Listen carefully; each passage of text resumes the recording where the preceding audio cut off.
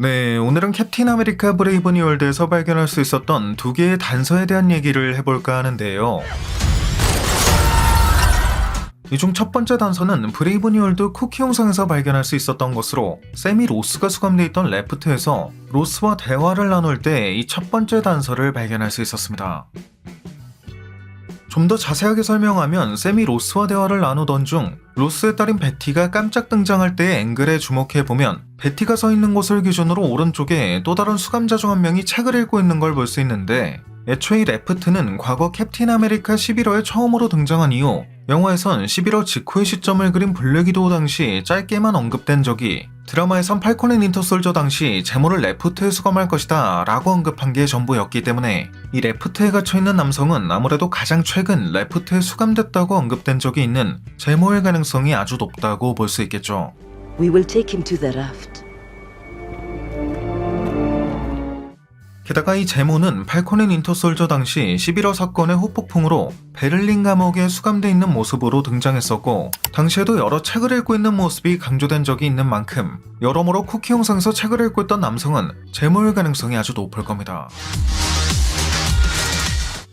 다만 이 제모 같은 경우 팔콘 앤 윈터 솔저의 엔딩 무렵에도 이 레프트로 이송 중이던 초인 그룹 플래그 스매셔의 잔당을 그 자리에서 폭사시켰던 적이 있었을 정도로 초인에 대한 혐오가 상당하다는 설정이기 때문에 이젠 본의 아니게 초인이 돼버린 로스와 같은 곳에 있다는 게 후에 어떤 흐름으로 작용하게 될지도 궁금한데, 개인적으로는 이 본의 아니게가 둘의 화합을 도모하는 데 있어 가장 결정적인 계기가 되지 않을까 싶고, 세뮤얼을 통해 초인에 대한 혐오를 넘어서는 멀티버스 차원의 위협이 다가올 것임을 알 수 있었던 만큼 이 본의 아니게 플러스 멀티버스 차원의 위협을 막는 과정에서 이후 제모와 로스, 리더, 그리고 샘 윌슨의 캡틴까지 모두 그 힘을 합치게 되지 않을까 싶네요.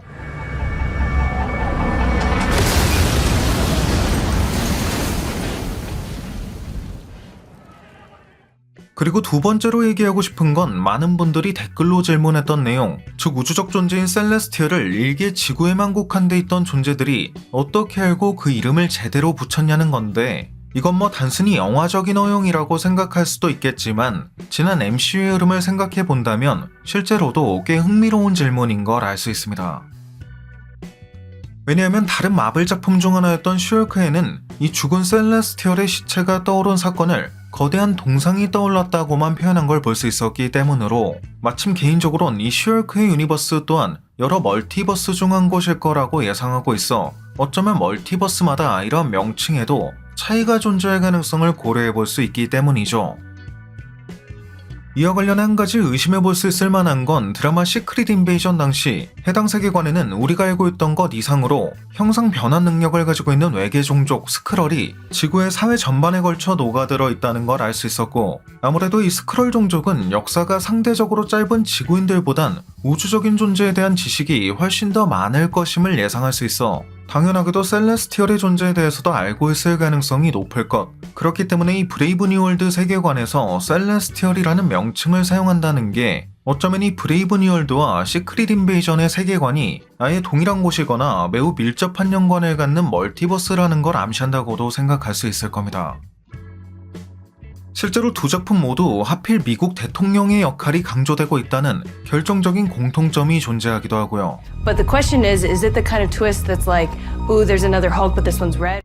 뭐 이외에도 이 셀레스티얼과 가장 직접적인 연관이 있는 건 이터널스를 빼놓을 수 없고, 이터널스의 마지막 장면에서 대부분의 이터널스는 지구를 떠나거나 셀레스티얼 아리셴에게 끌려간 것도 볼 수 있었지만, 그럼에도 우리에겐 전직 이터널스라고 할 수 있는 스프라이트가 남아있는 상황이기 때문에 이 스프라이트는 전직 이터널스라는 표현처럼 이젠 더 이상 이터널스가 아닌 인간이 됐기 때문에 원래는 인간의 일에 직접 개입할 수 없었던 이터널스의 제약과는 별개의 존재가 됐다고도 볼 수 있는 스프라이트가 이러한 셀레스티얼에 대한 정보를 제공한 것일 가능성도 고려해 볼 수 있을 것이며, 여러 세대에 걸쳐 영화 배우의 삶을 살아왔던 킹고의 다양한 작품들 또한 그간 수많은 MCU 작품에서 이스터에그로 등장한 적이 있기 때문에 혹시 이런 킹고의 작품들 중 하나가 셀레스티얼에 대한 정보를 담고 있었을 가능성도 조금은 기대해 볼 수 있지 않을까 싶고요.